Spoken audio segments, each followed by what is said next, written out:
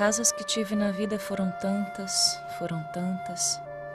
As casas da minha infância e a casa que mais amei, onde meus filhos brincaram, por onde primeiro andaram, com as próprias mãos derrubei. Não amei apenas uma, nem uma só preferi, com igual amor amei cada casa em que vivi.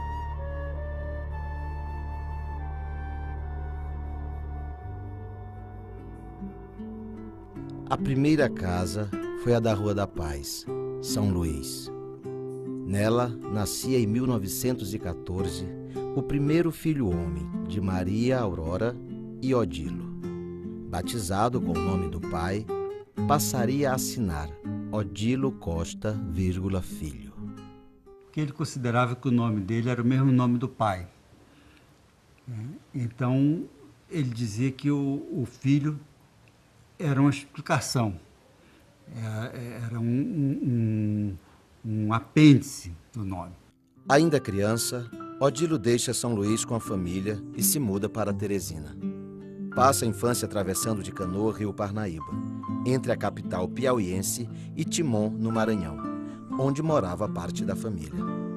Uma meninice vivida entre natureza e livros. Porque desde muito cedo, antes de escrever no Cidade Verde, que era o jornal de Teresina, antes de se envolver com os poetas, o Odilo já era, na redondeza, ou entre os conhecidos, considerado um menino que ia ser poeta. Ele tinha um lirismo, o Odilo. E aí o meu avô falava, isso eu apurei ouvindo as pessoas, não se forma um poeta, não se educa um poeta, o poeta nasce poeta. Adolescente, ele fez um jornalzinho chamado Cidade Verde, que nós não conhecemos, só temos notícia. Aos 16 anos, eles se mudaram para o Rio de Janeiro, para meu pai fazer faculdade de Direito. Era uma cidade mais amena, era uma cidade da Lapa, né?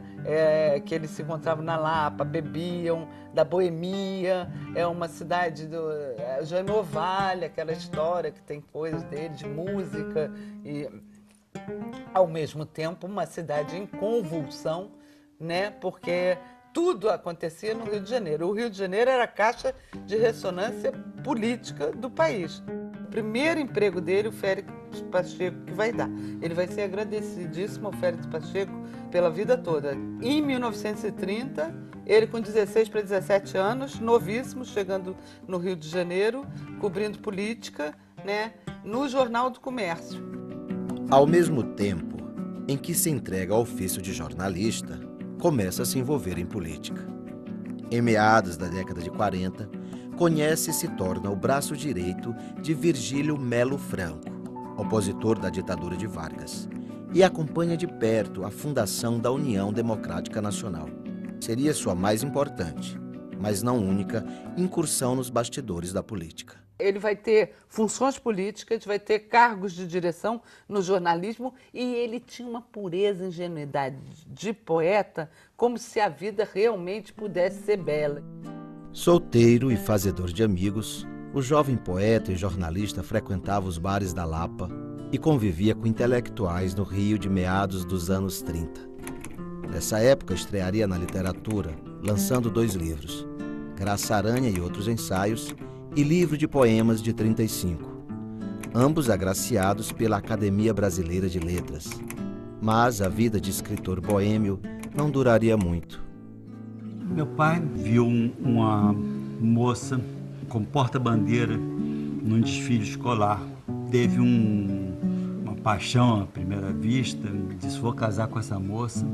Ela era menina, tinha 16 anos. No primeiro momento foi muito resistente à corte. Depois acabou aceitando, noivaram, casaram, foram padrinhos do casamento deles. Tiveram as bênçãos de Ribeiro Couto, Manuel Bandeira e Carlos Drummond de Andrade. E essa bênção foi frutífera. Ela foi uma figura central na vida de meu pai, que tinha ela como único amor, realmente um exemplo de casal, um casal muito unido que eles formaram. Tive uma infância muito feliz, eu acho que parte da minha alegria de vida é dessa infância, e dessa infância que foi feita tanto por ele quanto por minha mãe, não é? Minha mãe era a presença permanente dentro de casa, mas os dois fizeram com que eu tivesse uma infância de sonho. Era uma pessoa para a família.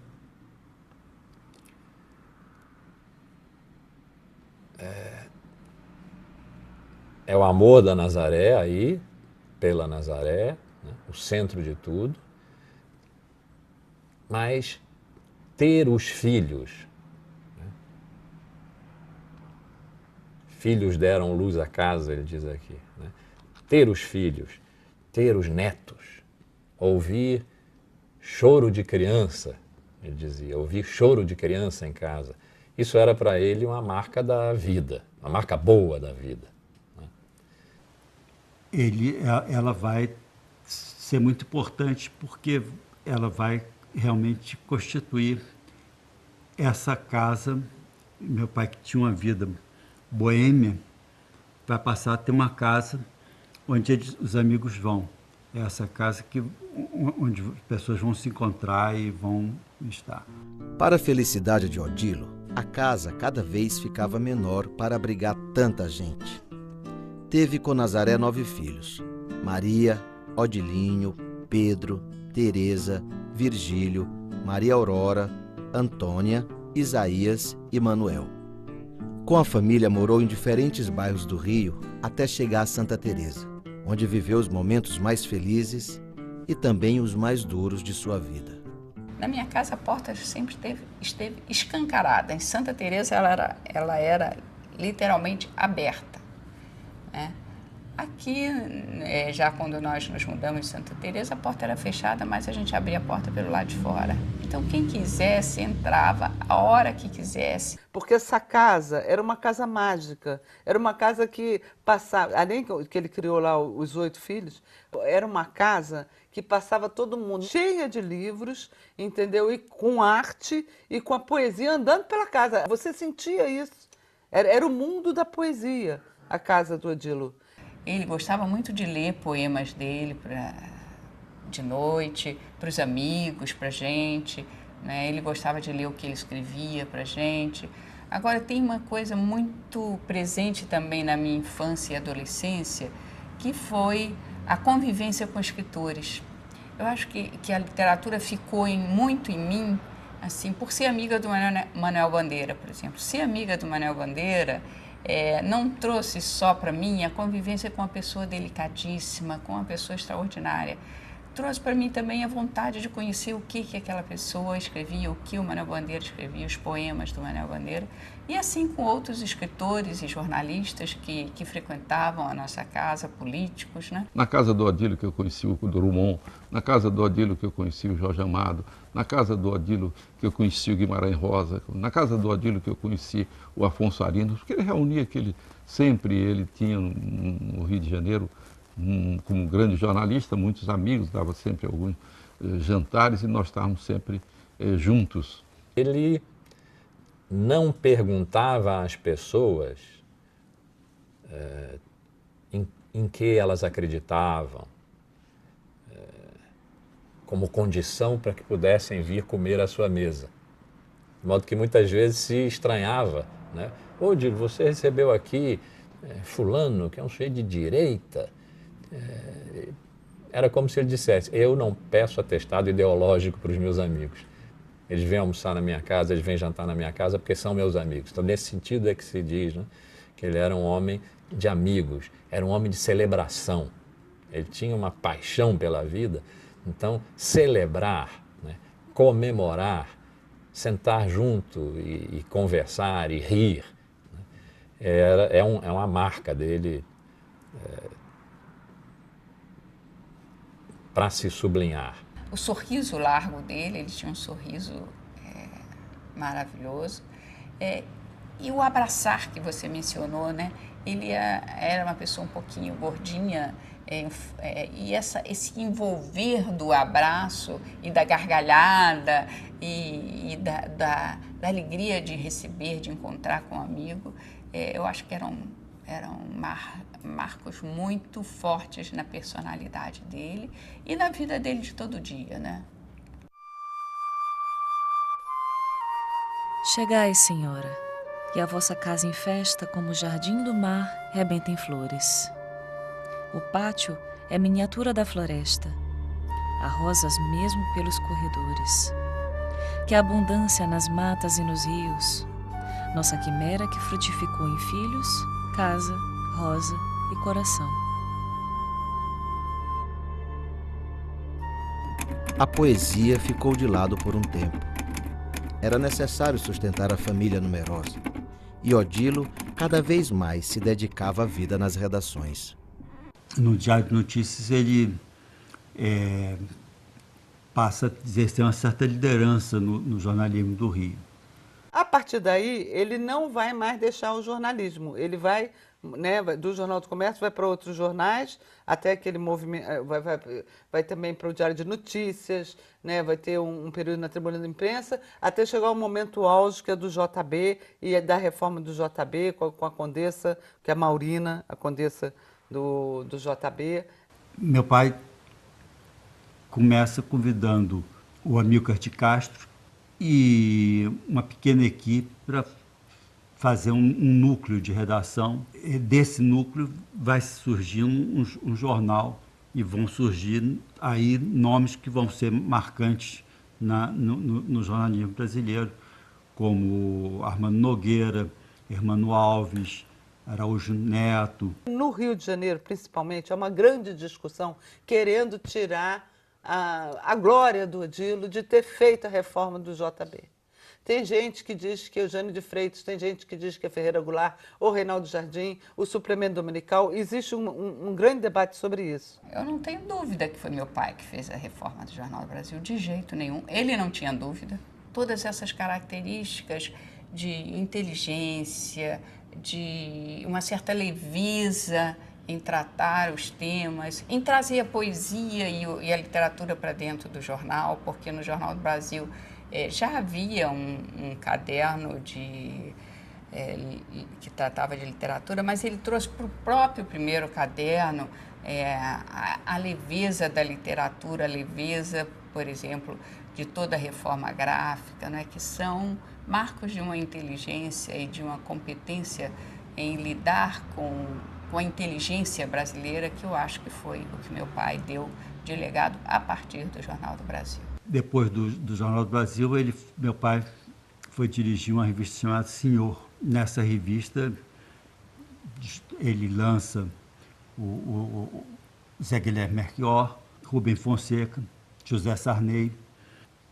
Dessa revista ele sai para dirigir uma revista que era um ícone do jornalismo brasileiro, mas que era de uma pessoa que era adversária política dele, que ele estava muito afastado há muito tempo, que era Chateaubriand. Lá ele faz uma revolução também no Cruzeiro. Ele leva o Ziraldo, que já tinha trabalhado com ele no Jornal do Brasil, para fazer a reforma gráfica do jornal, da revista. Eu me lembro muito do meu pai começando a discutir o projeto da Veja, por exemplo, em São Paulo. Nós moramos por um curto período em São Paulo. Na Veja, ele está na direção e como também no projeto de criação da Veja. Mas logo deu ciumada, não foi o período dele na Veja, no máximo de 5 anos, uma coisa assim. Em 1963, uma tragédia mudaria para sempre a vida daquela família. O assassinato de Odilinho, filho mais velho de Odilo. Aos 18 anos, foi morto em um assalto praticado por meninos de rua em Santa Teresa. O sobrado da Rua Áurea, a casa mais amada, acabou sendo vendido e derrubado anos depois. A gente vivia aqui um momento de tragédia muito grande para a nossa família, né? Meu irmão tinha sido assassinado, minha irmã, que era deficiente, tinha morrido pouco tempo depois do meu irmão. Com esses dois choques, meu pai tem um infarte e então os amigos se reúnem e promovem a nomeação dele para dito cultural em Portugal. Você poder sair da opressão, da presença da tragédia, da tristeza, do luto, e poder viver 2 anos num país onde você pode fazer novas relações, o sol é diferente, o vento é diferente, tudo é diferente. Eu acho que nos deu um alívio muito grande. Eu acho que esse foi o objetivo do meu pai e da minha mãe.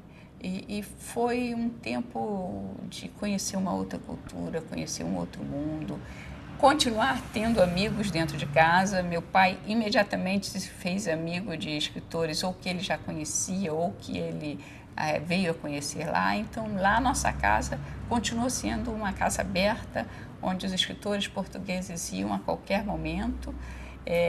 Então, ela continuou a ser uma casa que cultivava a inteligência e cultivava a amizade. Amor mais forte que a morte, guarda a casa derrubada como borboleta ou flor de lírio do brejo seca, num breviário guardada, e faz florir a alegria na vida continuada, e constrói a nova casa que será também amada.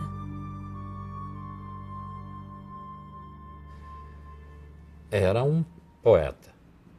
Significa, ele tinha posto na vida um olho de poeta. As coisas não eram banais, elas tinham uma dimensão que do olhar para fora fazia verso para dentro.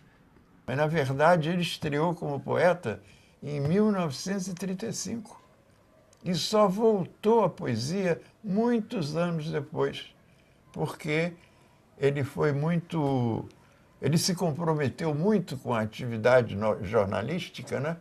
Era um homem que precisava ganhar a vida, uma família grande, de maneira que ele só voltou mesmo à poesia naquela época em que foi a Dito Cultural em Lisboa. E voltou com uma força realmente arrasadora. Os poemas de 35 são poemas de um poeta, sem dúvida, já feito, jovem. Os poemas de depois são os poemas de um poeta, sem dúvida, homem, que tinha passado, naquele momento, por uma vida e tinha sido redespertado para a poesia por uma tragédia. A poesia, essa da retomada, tanto tempo depois, tem uma qualidade de testemunho, de desabafo, de grito, de sofrimento, que é a carne da poesia. Eu considero o Odilo um dos maiores sonetistas de toda a língua portuguesa, não é só da literatura brasileira. E é um soneto absolutamente diferente do que eu vi em outros grandes cultores dessa forma. O único poeta que se aproximava do que o Odilo fazia era o Alfonso de Guimarães Filho. Quer dizer, eles tinham uma naturalidade ao escrever o soneto que o que você percebia é que eles se sentiam completamente à vontade dentro de uma prisão. Quer dizer, a prisão da métrica e a prisão da forma. Mas eles se moviam como se aquilo não fosse um cárcere. Porque são sonetos nos quais você não vê a ossatura da forma por debaixo da palavra. Então, essa ressurreição do soneto, forma hiperclássica, de uma maneira nova, que não é nem dizer de uma maneira moderna, o soneto ele usava para regrar a sua emoção. Alguma coisa que talvez viesse a se derramar num poema de verso livre. No soneto ele se obrigava a conter aquela emoção numa forma que é prévia. São aqueles 14 versos organizados daquela maneira, mas que ele usava com a liberdade de quem dá conteúdo à forma, porque o conteúdo é o homem, é esse poeta que é o homem que passou pela vida e que põe naqueles 14 versos essa vida. E depois a qualidade lírica sem desfibramento, sem amolecimento. Quer dizer, uma lírica viril, né? Apaixonada, de forte emoção, mas sem concessão à banalização dos sentimentos, vamos dizer assim. Ele não era um sentimental, mas era um lírico forte. Ele era um perfeccionista. Então, aquele primeiro poema, ele consertava inúmeras vezes até chegar à perfeição que ele queria, né? E ele adorava ler o que ele escrevia para os amigos. Isso também era por exemplo, se ele acabava de escrever um poema e ele ligava para os amigos mais perto e lia o poema para os amigos mais perto, né? Então, assim, não tinha hora para sentar, não tinha ordem na mesa. A mesa dele era um caos total e ninguém podia mexer, né? Mas tinha um processo de criação que estava dentro dele e que podia acontecer a qualquer hora e que talvez tivesse algum motivo, né, que a vida trazia para ele naquele momento. Ele não era só um grande poeta, ele tinha uma escrita literária de prosa extraordinária. Na posse dele na academia, ele disse: eu sempre fui, tudo que eu sou na vida é um jornalista. Modéstia, por outro lado, uma afirmação da importância que ele teve na vida jornalística do país, mas a gente pode imaginar, ele treinou a mão para a prosa como jornalista. A prosa dele, não tem a mesma extensão, ele tem deixou pouca coisa escrita em prosa, uma novela curta, que é A Faca e o Rio, e alguns contos, né, que nós publicamos como Histórias da Beira do Rio. O Rio, que marca a infância, que é uma referência à origem, né, à terra, à pequena pátria, né, Maranhão e o Piauí, conduziu essas histórias, mas foram sobretudo os personagens que encarnavam lembranças, né, que fizeram as histórias acontecerem. Ele construía as histórias em torno da graça daqueles personagens, porque realmente ele se apaixonou pelos personagens, né? E com isso foi escrevendo as histórias que compõem um livro de contos também de grande beleza, de grande força. Depois, mais velho, meu pai saiu das redações e eu me lembro muito assim da alegria dele de escrever crônicas. Ele curtia as crônicas com prazer de escolher o assunto da semana, não é? Quando essa crônica era semanal, de ter o humor daquela crônica. E também era muito interessante o seguinte: quando ele não tinha assunto, ele ficava envolvido em outras coisas e não aparecia para assunto, para crônica. Ele adorava publicar os poemas dele. Em 1967, deixa a casa lisboeta e volta com a família ao Rio de Janeiro, de onde não sairia mais. Na década de 70, toma posse na Academia Brasileira de Letras. Nessa época, o coração do poeta volta a falhar. Ele fez uma cirurgia cardíaca de implante de artéria mamária. Quando ele fez, os médicos estimaram a sobrevida dele de 4 anos, ele viveu 8. Então, ele ainda viveu um pouco mais do que a medicina estava esperando que ele vivesse, infelizmente, porque ele morreu realmente muito moço. Os últimos anos da vida dele, ele aproveitou imensamente. Ele era uma pessoa que tinha alegria de viver, então ele podia ter uma crise de angina agora, e daqui a 5 minutos, quando a crise passasse, ele ia conviver com a gente, né, na maior alegria. Eu acho que os últimos anos da vida dele foram marcados por essa vontade de continuar ativo, de continuar presente e de trabalhar o máximo que pudesse, já que ele sabia que ele tinha um tempo de vida limitado. Um dos livros que meu pai deixou inéditos que nós publicamos postumamente, que se chama Anjos em Terra. Meu pai dizia que ele tinha ilustrado os desenhos de minha mãe com os poemas, porque os desenhos antecederam os poemas. Quando meu pai morreu, ele tinha entregue ao editor o livro Boca da Noite, que foi o último livro de poesia dele. Que já é do final da obra dele. Não é o último poema, tem um poema com esse título, né?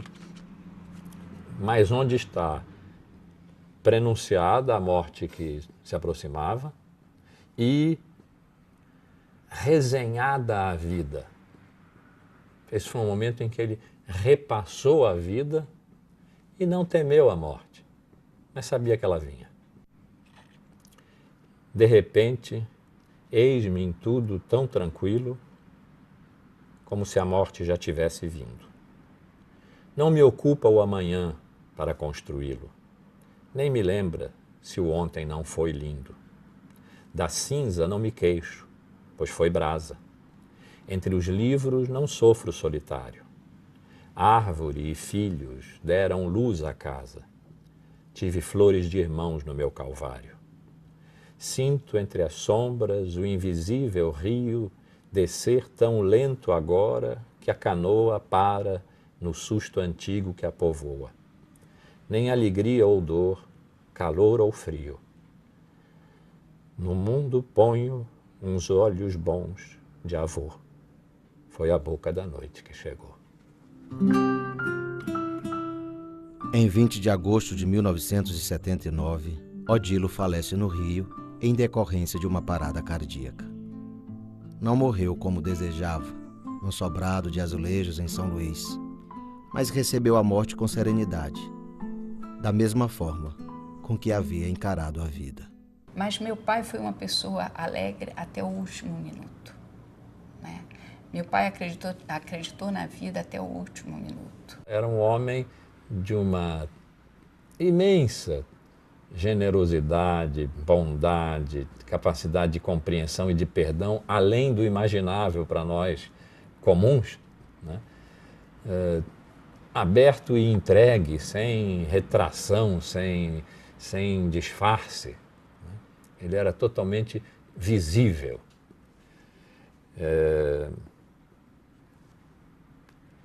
Muito difícil limitar, né, uma pessoa que viveu tão próxima, às vezes fora, para além dos limites, né, tradicionais. Ele era sem nenhum exagero, sem nenhum transbordamento, sem nenhuma dramaticidade, né?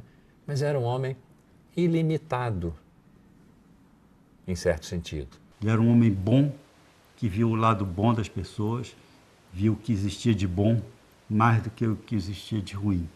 Viu o que se podia fazer e não o que não se tinha feito. E o Odilo foi uma figura importantíssima na minha vida e na nossa amizade. Foi talvez o maior amigo que eu tenha tido na vida tenha sido o Odilo Costa Filho. Um homem que diante da vida e da morte não julga nem condena, mas perdoa, né? Pode ser uma maneira de dizer, olha, esse homem é raro, esse homem tem nome, e é o Odilo Costa Filho. O que eu vou dizer pode ser uma coisa antiquada. A minha maior realização é a minha casa. É a minha família, é a minha gente, são os meus amigos. Eu sou a soma dos meus amigos. E a minha casa é uma casa assim, uma casa sentimental, pacífica, aberta.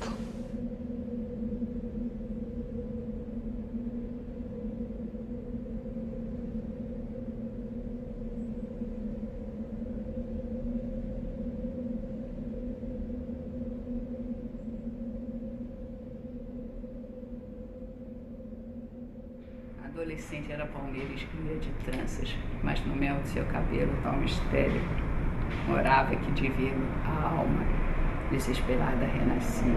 Era beleza? Já não consigo mais.